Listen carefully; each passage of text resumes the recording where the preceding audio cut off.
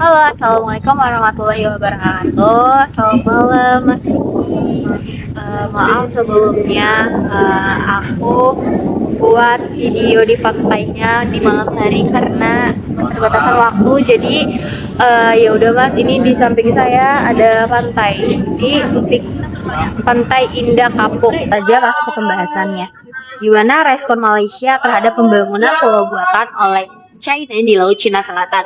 Malaysia menunjukkan sikap yang tegas namun tetap mengedepankan pendekatan diplomatik yang merespon aktivitas China, terutama terkait pembangunan pulau buatan dan memperluas klaim maritim di Laut Cina Selatan.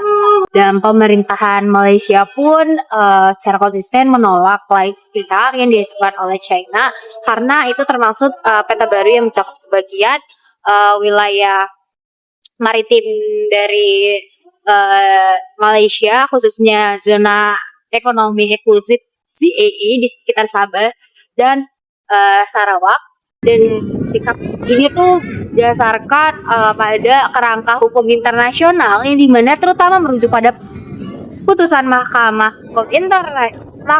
Arbitrase Internasional tahun 2016 yang menyatakan bahwa klaim 9 garis putus-putus atau non-deadline yang menunjukkan China tidak memiliki dasar hukum dalam UNCLOS atau yang disebut United Nations Convention on the Law of the Sea.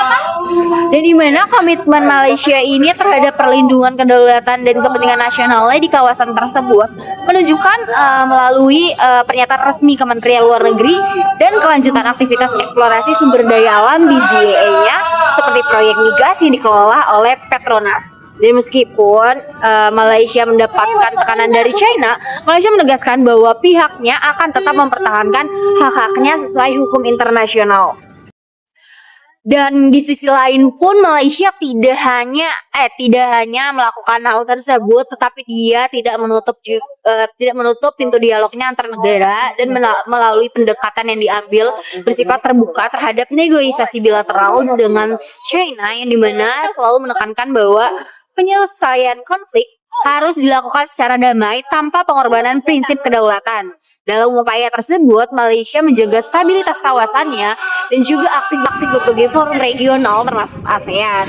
Dalam kerangka tersebut, Malaysia mendukung inisiatif pembentukan Kode Etik Laut Cina Selatan atau yang disebut Code of Conduct atau COC yang sebagaimana instrumen yang dapat mencegah eskalasi konflik serta memastikan pengelolaan sengketa secara damai dan konstruktif.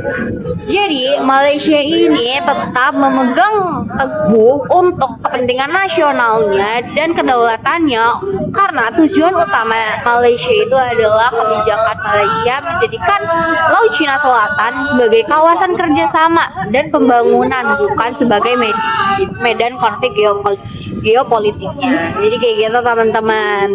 Jadi kita bisa tahu kan respon Malaysia terhadap Laut Cina Selatan itu kayak gimana. Semoga bermanfaat ya. Jadi see you in the next video. Bye bye.